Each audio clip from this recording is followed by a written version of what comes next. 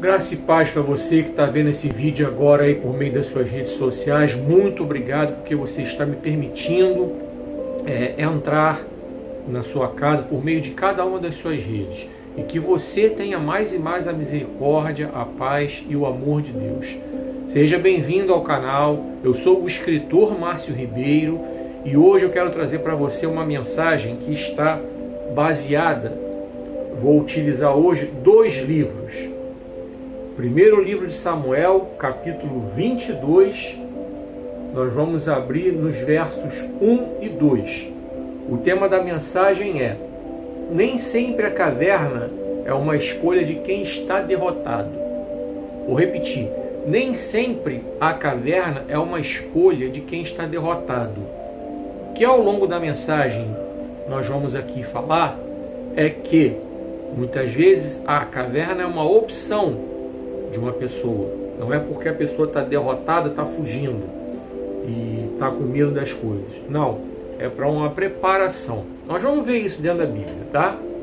Antes de eu entrar no texto, eu quero convidar a você que não está inscrito ainda, que você se inscreva no canal, clique no sininho para receber as notificações, deixe o seu like, comente e compartilhe os vídeos para que eles possam ser impulsionados nessa plataforma, ok? Muito obrigado. Sei que de repente é chato ficar pedindo isso, mas isso vai ajudar ao vídeo a ser visualizado, ter muitas visualizações e a palavra a ser pregada, né? Essa é a ideia principal, a palavra de Deus ser pregada. Muito obrigado, que Deus abençoe sua vida. Agradeço também a vocês que já estão inscritos, cada um de vocês que se inscreveu, Deus abençoe a vida de vocês. E combata as fake news, não esqueça de combater essa praga. Isso é um instrumento do diabo e isso está infernizando esse país, que é muita mentira sendo disseminada nas redes sociais. As redes sociais foram feitas para fazer o bem, para encontrarmos amigos, encontrarmos pessoas com as quais nós perdemos o contato, para levar uma mensagem da palavra de Deus, para trabalhar, tá? Para divulgar o trabalho. Para divulgar, por exemplo, o que eu quero divulgar agora, o meu livro, De Lodebar para Wonderland, um livro que já está disponível nas versões impressa e digital. Você encontra nas versões impressa, a versão impressa você vai encontrar nos portais Clube de Autores e o ICLAP. Vou deixar os links nos comentários. E a versão digital você vai encontrar na Amazon. Vou deixar também o link aí. Você clica lá, faz a compra, faz os pagamentos conforme eles determinam lá, os prazos de entrega você aguarda, tudo com cada uma dessas plataformas, ok? Muito obrigado mais uma vez. Vamos partir então para o que a Bíblia diz. Primeiro livro de Samuel, capítulo 22, versos 1 e 2. Nem sempre a caverna é uma escolha de quem está derrotado. A partir de agora, vem comigo. O cabeçalho é Davi esconde-se em Adulão e Mispá. Então vamos lá. Davi fugiu da cidade de Gate e foi se esconder na caverna de Adulão, onde seus irmãos e outros parentes logo se juntaram a ele. A seguir, começaram a chegar outros que estavam em alguma dificuldade. Por exemplo, os que tinham dívidas ou simplesmente estavam descontentes. E Davi veio a ser o líder de uns 400 homens. Vamos lá. Nós vamos meditar um pouco nesse primeiro texto aqui. Esse fala de Davi. Davi, como nós lemos no cabeçalho, ele fugiu para se esconder em Adulão. E ali ele encontrou a caverna. Ele estava fugindo do exército de Saul. Ele estava com medo? Não. Foi por isso que eu falei no começo do vídeo sobre o título do livro. Nem sempre a caverna é uma escolha de quem está derrotado. Davi não estava nem derrotado e nem com medo. Davi era um estrategista. Ele sabia que no mano a mano, ali com o exército de Saul, não ia dar para ele. O que ele fez? Ele recuou. Essa é uma recuada é um recuo estratégico. Que, por exemplo, vários times de futebol adotam isso aí como esquema tático. Quer ver um time que adota isso e é líder? É o Botafogo. É o meu time do coração. É um time que adota essa tática. Quantos jogos aí o Botafogo foi amassado e ganhou? Nesse campeonato que você está vendo o vídeo aí, ganhou do Flamengo assim. O Flamengo começou amassando. O primeiro ataque que o Botafogo conseguiu encaixar, teve o pênalti e o gol. O segundo, outro gol. O Palmeiras também amassou o Botafogo. Primeira chance, o Botafogo fez o gol e ganhou o jogo. O Grêmio foi a mesma coisa. O Grêmio amassou. O Botafogo encontrou duas chances, fez 2 gols e ganhou o jogo. Então, estou te dando assim exemplo assim, você está vendo aí agora. É certo. É certo. Então, Davi, quando recuou, quando foi para a caverna, foi para preservar sua própria vida. E ali, como nós lemos o texto aqui, vou repetir a leitura, presta só atenção. Olha o que diz aqui. Vou ler só 2 versículos, vou ler logo os 2. Davi fugiu da cidade de Gate e foi se esconder na caverna de Adulão. E foi direto para lá para a caverna, onde seus irmãos e outros parentes logo se juntaram a ele. Então aí, ele já tinha um potencial para formar um exército. A seguir, começaram a chegar outros que estavam com dificuldades, com alguma dificuldade. Por exemplo, os que tinham dívidas ou simplesmente estavam descontentes. E Davi veio a ser o líder de uns 400 homens, como diz o texto. Vamos lembrar que Davi era um general do exército de Saul. Davi, antes de Saul começar a sentir essa inveja toda aí de querer matá-lo, ele comandava o exército de Israel como general. E ele nunca perdeu uma batalha. Nunca perdeu uma batalha. E quando ele preparou esse exército aqui, ele continuou sendo vencedor. As batalhas que ele foi enfrentando, ele foi ganhando. Por quê? Porque Davi era estrategista. Davi era homem que sabia guerrear. Ele tinha o conhecimento. E acima de tudo, ele tinha a bênção de Deus sobre a vida dele. Vamos lembrar que ele matou Golias não com a sua própria força. Como ele mesmo falou: tu vens a mim com espadas e com lanças, mas eu vou contra ti em nome do Senhor. Então Davi sempre colocou isso aí, o Senhor à frente. Por isso ele foi abençoado. Por isso Deus deu a ele sabedoria, visão, entendimento. E certamente foi Deus que deu a ele essa estratégia para ele ir para a caverna, para se preparar para poder enfrentar essa guerra que viria. Então, o que isso tem a ver com a minha vida? Você está perguntando aí. É o seguinte: nem sempre quando você recua, você está numa caverna, é porque você está derrotado. Eu posso falar por experiência própria. Nesse momento da minha vida, eu estou numa caverna, vamos dizer assim, mas eu não estou derrotado. Aqui na caverna onde eu estou me preparando. Eu estou cercado de pessoas que me amam. Estou cercado de pessoas que querem o meu bem. Estou cercado de pessoas que eu sei que vão lutar em meu favor. Então, eu estou aqui. Vai chegar o tempo que eu vou estar preparado e vou seguir em frente. Na verdade, a partir do momento que eu estou fazendo esse vídeo aqui, já é uma forma de eu mostrar para você, na prática, que eu entendi esse texto e estou seguindo em frente. Quando eu anuncio para você o meu livro de Lodebar para Wonderland, que já está disponível lá nas versões impressa e digital, e você pode clicar aí nos comentários, nos links de venda e adquirir, é uma forma de eu dizer para você que eu estou prosseguindo, mesmo dentro da caverna, me preparando e prosseguindo.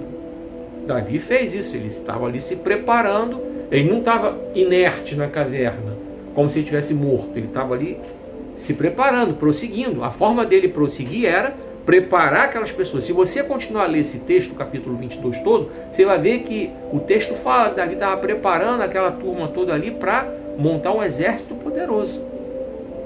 Amém? Agora vem comigo, nós vamos para o segundo texto. Primeiro livro dos Reis, capítulo 19, do 5 ao 10. Primeiro livro dos Reis, capítulo 19, do 5 ao 10. Se você tem familiaridade com a Bíblia, que eu quero crer que você tenha, você já deve ter percebido que eu vou falar de Elias. Então, vem comigo. Então, Elias deitou-se debaixo da moita de zimbro e dormiu. Enquanto dormia, um anjo o tocou e disse: levante-se e coma. Elias olhou em redor e viu um pão que estava assando sobre pedras quentes e um jarro de água. Ele comeu, bebeu e deitou-se outra vez. O anjo do Senhor voltou depois e tocou-o novamente, dizendo: levante-se e coma, porque você tem uma longa caminhada pela frente. Então ele se levantou, comeu e bebeu, e o alimento lhe deu força suficiente para viajar 40 dias e 40 noites, até chegar ao Monte Horebe, o monte de Deus. Ali entrou numa caverna onde passou a noite. E a palavra do Senhor veio a ele: o que você está fazendo aqui, Elias? Ele respondeu: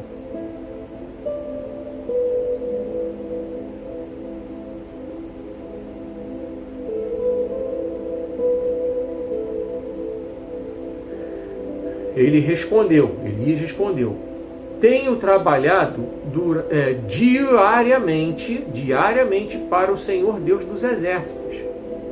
Porém, o povo de Israel não cumpriu a sua aliança com o Senhor e derrubou os seus altares e matou todos os seus profetas.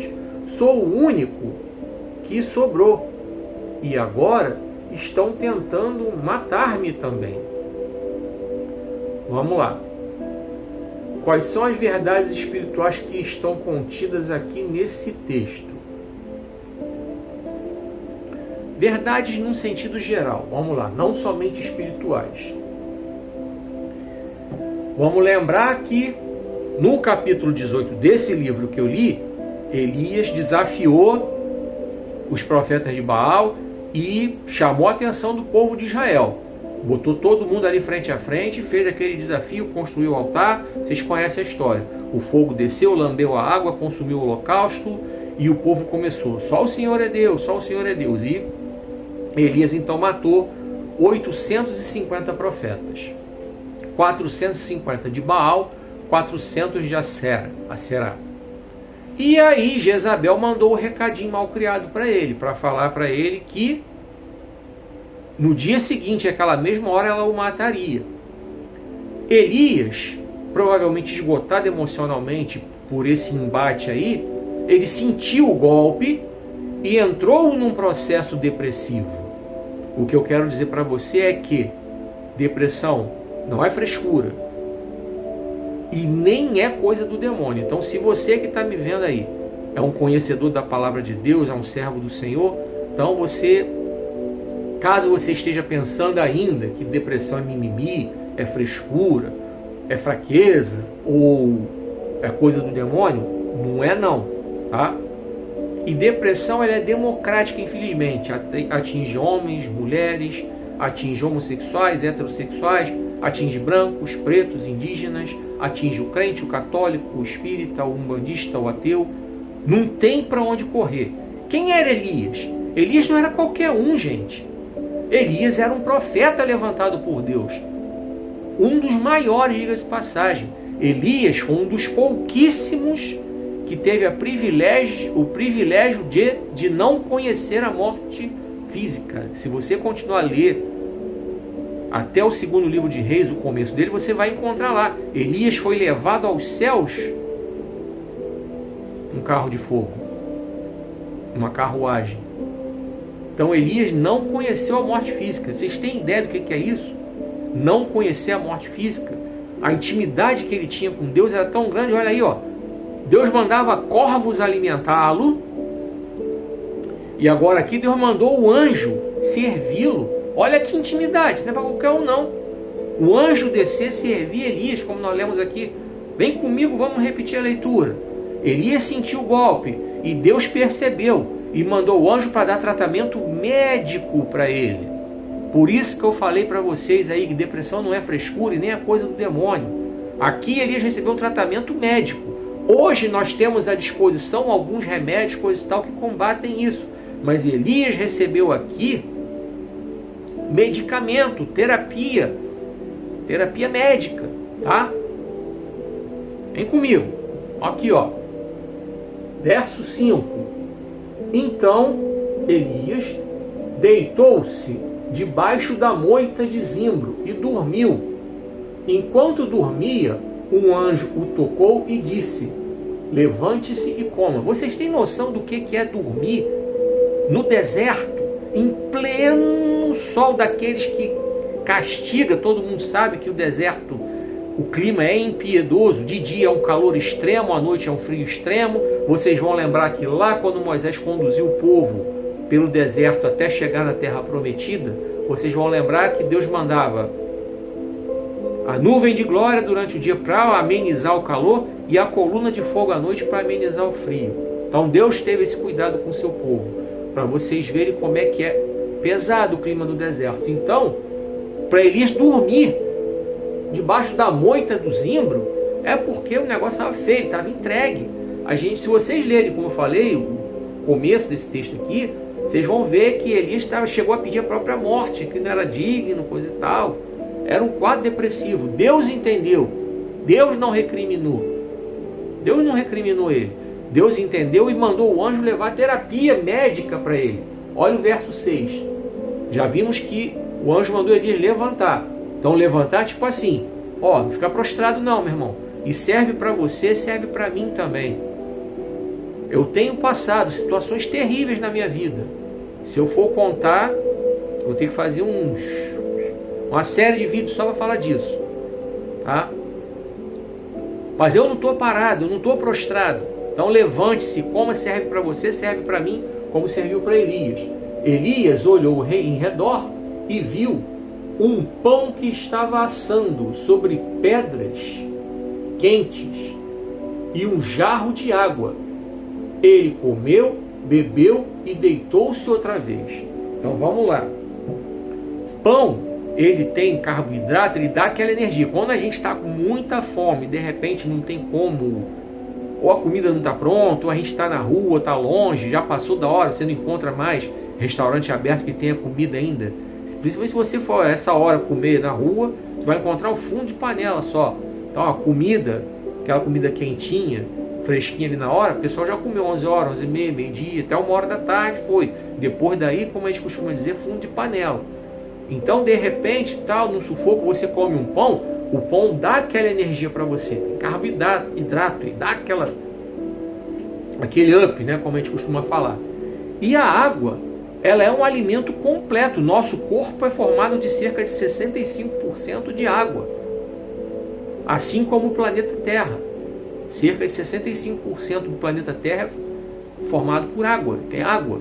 Então, é o alimento completo, não pode faltar. Se não tiver água, a gente morre. Se a gente não beber água, a gente morre. Tá? Então, Deus entendeu isso, mandou o anjo preparar um pãozinho quentinho e um jarro de água.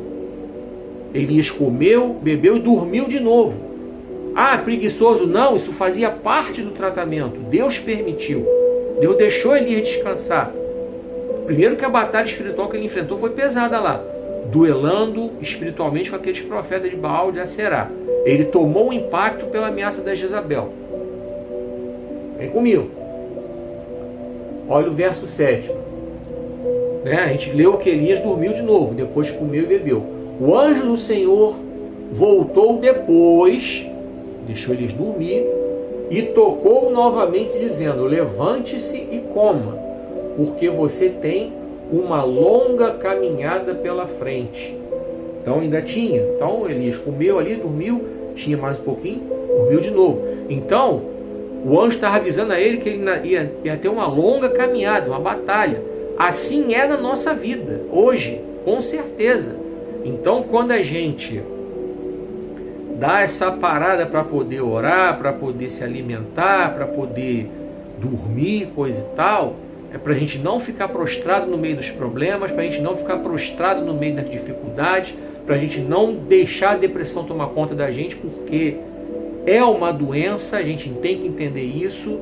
Tanto é doença que ela é reconhecida pelo INSS, ela tem o código identificador de doença próprio para isso. Eu vou deixar no link aí para você conferir, para você entender de uma vez por todas, caso você ainda não tenha entendido. Depressão não é frescura, não é mimimi, não é fraqueza de caráter e nem é coisa do demônio. Vou repetir isso outras vezes ao longo dessa mensagem. Tem que ficar claro nas nossas mentes, tá? Para que nós não venhamos a deixar essa brecha nas nossas vidas, certo? Não é fácil, mas é possível. Vem comigo. Vamos ler o verso 8. No verso 8, nos mostra que Elias se levantou. Vamos lá. Então ele se levantou, comeu e bebeu, e o alimento lhe deu força suficiente para viajar 40 dias e 40 noites, até chegar ao Monte Horebe, o monte de Deus. Então Elias se alimentou para quê? Para encarar uma caminhada até chegar no lugar onde era chamado Monte de Deus, para orar, para se preparar espiritualmente. Então nós vimos que Elias se preparou fisicamente, se preparou emocionalmente, porque ele entendeu que Deus estava mandando um anjo. Essa foi uma forma que Deus encontrou até para consolá-lo, para confortá-lo, para tratá-lo fisicamente e para tratá-lo emocionalmente.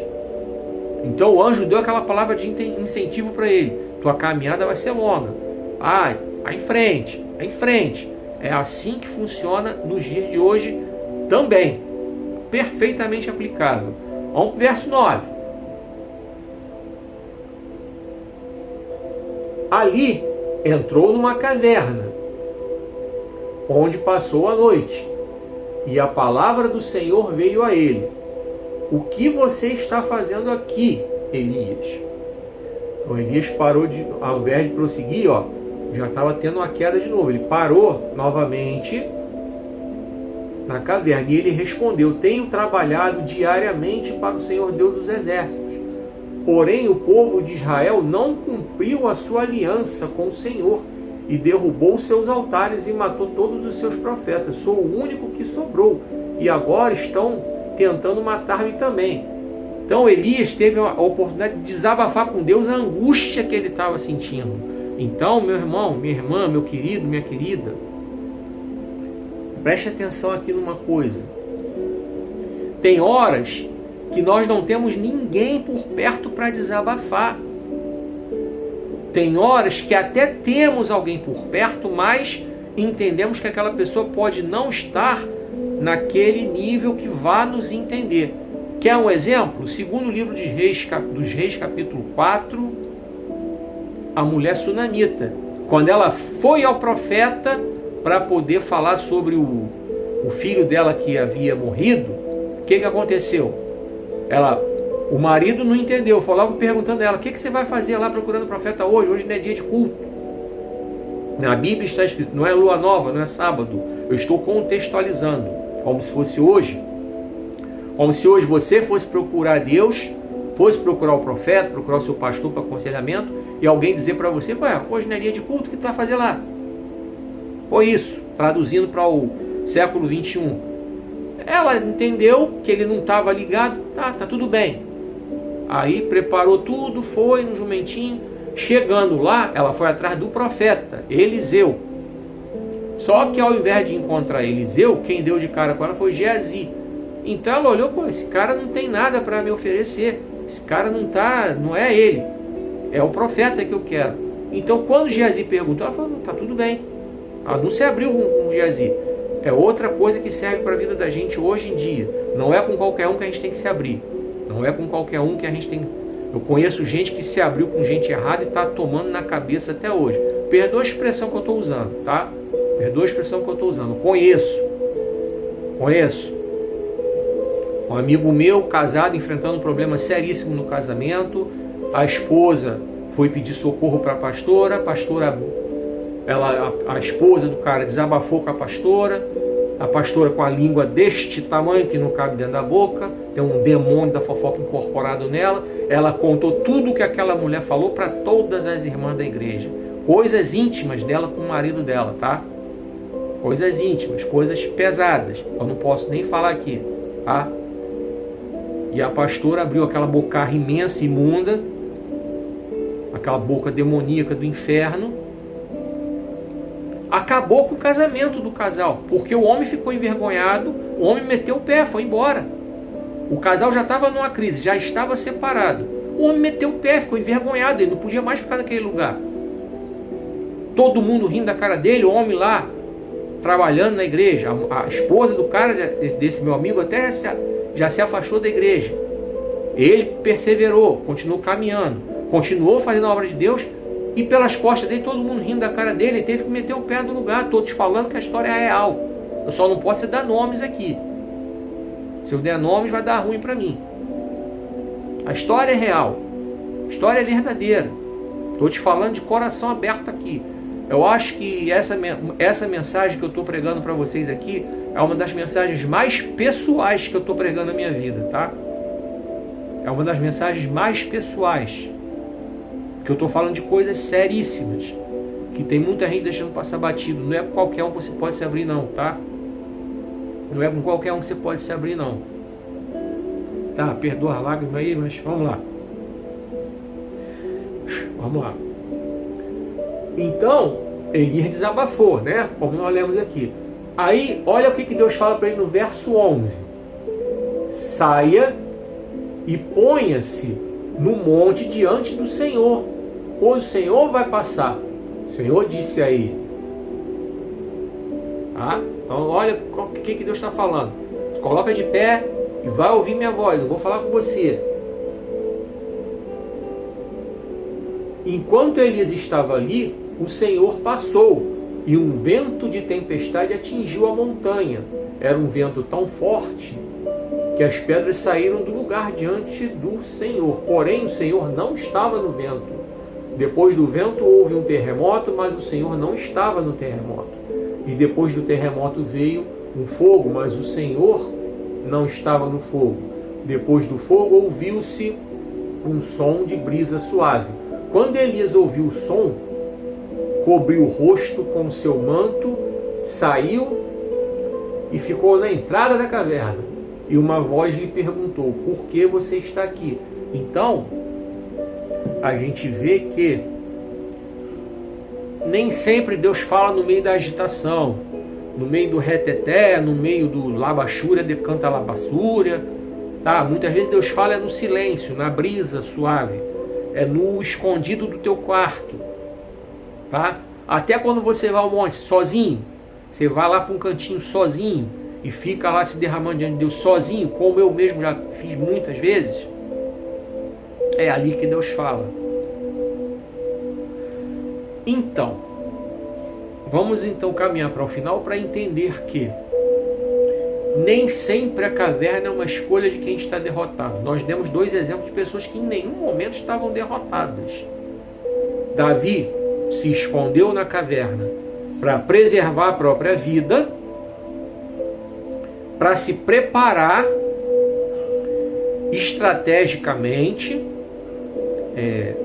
como general que ele era, preparar um exército para poder encarar Saul. Nós não encontramos no texto menção que Davi estava se preparando espiritualmente, necessariamente. Mas não é necessário fazer essa menção, porque nós sabemos que Davi era um homem segundo o coração de Deus. E isso quem falou para ele foi o próprio Deus. Lembram do chamado? Samuel, vá lá em Belém, na casa de Jessé, e unge alguém que é o segundo o meu coração para ser o rei de Israel. Foi Deus que falou isso sobre Davi. Então Davi era um homem que tinha intimidade com Deus, e muita, nós conhecemos a história dele. Elias, ele não foi para a caverna porque estava derrotado. Ele foi para escapar das ameaças de Jezabel. Ele sentiu o golpe emocionalmente devido ao desgaste da batalha espiritual que ele teve.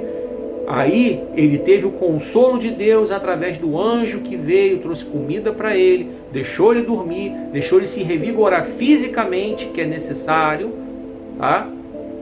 Deixou ele se revigorar emocionalmente com esse incentivo. Vai em frente, a caminhada é longa.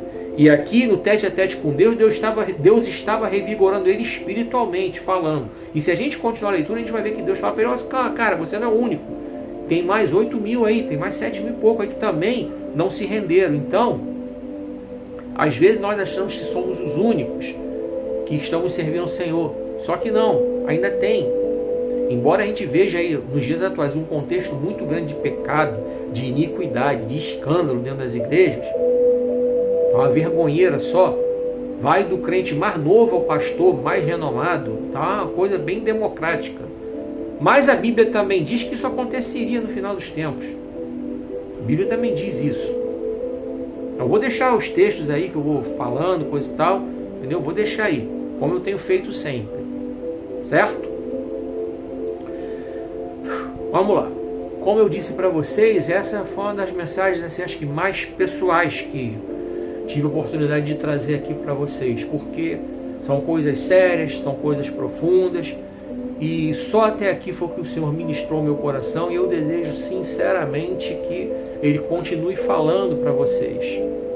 Não importa o dia e a hora que você esteja vendo esse vídeo aí, não importa. Não importa se você está vendo por essa plataforma ou por outras plataformas, porque muitas vezes eu compartilho meus vídeos em outras plataformas, porque a ideia principal é alcançar, pregar o Evangelho. Eu não tenho poder para alcançar ninguém. A única coisa que eu posso fazer é pregar o Evangelho. A própria Bíblia diz, Deus falou para Moisés no Êxodo, e o salmista repetiu: eu sou o Senhor que te tirou da terra do Egito, abre bem a boca e eu a encherei. É desse jeito. É desse jeito. É o que a gente pode fazer. Quem tem entendimento da palavra de Deus sabe que a única coisa que a gente pode fazer é pregar a palavra. O resto é Deus que faz. É Ele que convence o homem do pecado, da justiça, do juízo, por aí vai. Muito obrigado pela sua inscrição. Você que já está inscrito, Deus abençoe sua vida. Você que não está inscrito, se inscreve no canal, clica no sininho, deixa o like, comenta e compartilha nas suas redes sociais. Assim você me ajuda a pregar essa palavra de Deus. Assim você me ajuda a levar a mensagem do Evangelho adiante. E que Deus abençoe sua vida também.